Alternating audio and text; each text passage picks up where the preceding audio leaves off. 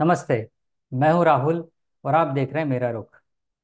Management ज्ञान के एक और एपिसोड में आपका स्वागत है। किसी ने बड़ी अच्छी बात कही है कि ईमानदारी की दौलत से बढ़कर कोई दौलत नहीं होती। आइए चलते हैं आज की कहानी और मैनेजमेंट ज्ञान की तरफ। एक बार एक कंपनी के लेखा विभाग में रिक्त पद के लिए साक्षात्कार हुआ। सैकड़ों आवेदकों ने इसमें भाग लिया। इस साक्षात्कार के पश्चात दो उम्मीदवार सभी मापदंडों पर खरे उतरे। इसमें लेखा प्रबंधक के सामने समस्या खड़ी हो गई कि पद एक था और उम्मीदवार दो। किसी एक का चयन कर दूसरे के साथ अन्याय भी नहीं किया जा सकता था। क्या किया जाए? तो प्रबंधक ने फैसला किया कि दोनों को पुनः बुलाया जाए और उनकी परीक्षा ली जाए। तो दोनों उम्मीदवारों को इस हेतु बुलाया गया। उनके रहने ठहरने और खाने की व्यवस्था शहर के एक अच्छे टॉप क्लास होटल में की गई। निर्धारित कार्यक्रम के अनुसार उनकी परीक्षा हुई और उसके बाद फिर से इंटरव्यू हुआ।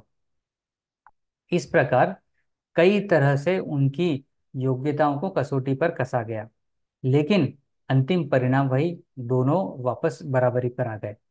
समस्या और बढ़ गई। तो प्रबंधक को कोई और उपाय नहीं सूझ रहा था। उसने समस्या को लेकर यह बात मुख्य प्रबंधक के पास कही। उसके पास गया, उससे बात करी। तो मुख्य प्रबंधक ने उसकी सारी बातें ध्यान से सुनी और समस्या के हल का उपाय सुझाया। प्रबंधक को यह उपाय बड़ा पसंद आया और उसने उस पर अमल भी किया। अगले दिन वह दोनों उम्मीदवारों को स्टेशन छोड़ने के लिए होटल लेने पहुंचा। तो पहले उम्मीदवार से मिलते ही प्रबंधक ने हाथ में एक पैकेट दिया और कहा कि सर, कल शाम को जब आप आए थे तो लौटते समय शायद भूलवश यह पैकेट मेरे कमरे में ही छोड़ गए थे। इस पर प्रबंधक ने आश्चर्य से बोला कि अच्छा, ये पैकेट मेरा है? क्या है इसमें? तो प्रश्न सुनकर उम्मीदवार को बड़ा आश्चर्य हुआ और बड़ी ही विनम्रता से उसने उत्तर दिया कि क्षमा चाहूंगा सर, यह पैकेट मेरा है ही नहीं। तो मैं कैसे बता सकता हूँ कि इसमें क्या है? यह अगर आपका भी नहीं है तो निश्चित ही होटल वाले का होगा। कृपया आप उन्हें इसे दे दीजिएगा। प्रबंधक ने उसकी बात पर एक मूक सहमति कर बताई और सिर हिला दिया। कुछ ही समय बाद दूसरा उम्मीदवार भी वहां आया और प्रबंधक से हाथ मिलाते हुए बोला कि आपकी कंपनी बहुत ही अच्छी है। प्रवेश पाने से पहले ही उम्मीदवारों का इतना ख्याल रखती है, वरना ऐसी चीजें कौन दूसरी कंपनी करती है। इसका सबसे अच्छा उदाहरण है कि आपसे आपका जितना बड़ा ऑफिसर हमें स्वयं स्टेशन पर छोड़ने के लिए आया है। ऐसी कंपनी में काम करने का मौका मिले तो मुझे बहुत खुशी होगी। प्रबंधक ने बड़ी सहजता से उसकी बात सुनी और धीरे से मुस्कुरा दिया। तत्पश्चात तीनों कार से स्टेशन की ओर चल दिए। स्टेशन पहुंचकर जब दोनों उम्मीदवार प्रबंधक का अभिवादन कर जाने लगे, उसने पीछे से दूसरे नंबर के उम्मीदवार से पूछा कि मैं कल आपके कमरे में एक पैकेट भूल आया था। उसमें 50,000 रुपए थे। क्या ये पैकेट आप मुझे लौटाएंगे? प्रबंधक की बात सुनकर वह चौंक गया। उसने पलट कर देखा। उसका चेहरा पीला पड़ गया था। कांपते हाथों से उसने अपना बैग खोला और वो पैकेट प्रबंधक के हाथ में रख दिया। पैकेट खुला हुआ था।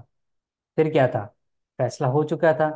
प्रबंधक ने आगे बढ़कर पहले उम्मीदवार से हाथ मिलाया और कहा कि आपको वापस जाने की जरूरत नहीं है।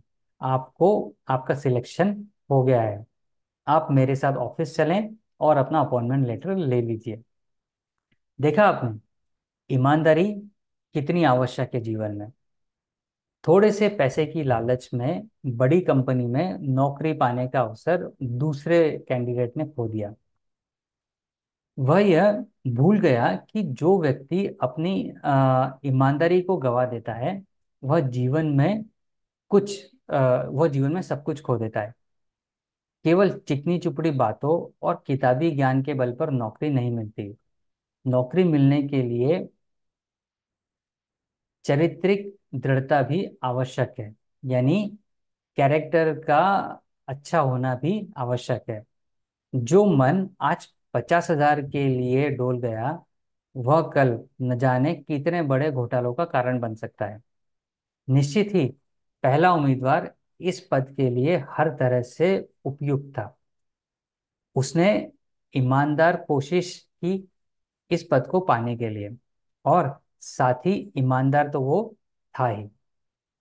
तो आज का मैनेजमेंट ज्ञान है कि ईमानदारी की दौलत से बढ़कर दुनिया में कोई दौलत नहीं होती। इस दौलत को जितना बढ़ाओगे उतनी सफलता पाओगे। तो ये था आज का मैनेजमेंट ज्ञान। उम्मीद है आपको ये पसंद आया होगा। अगर इससे पसंद आए तो इसे लाइक, कमेंट और शेयर करें। और आपसे मिलेंगे हम मैनेजमेंट ज्ञान के नए एपिसोड में किसी नई कहानी और किसी नए ज्ञान के साथ। तब तक अपना और अपने अपनों का ख्याल रखिए। धन्यवाद।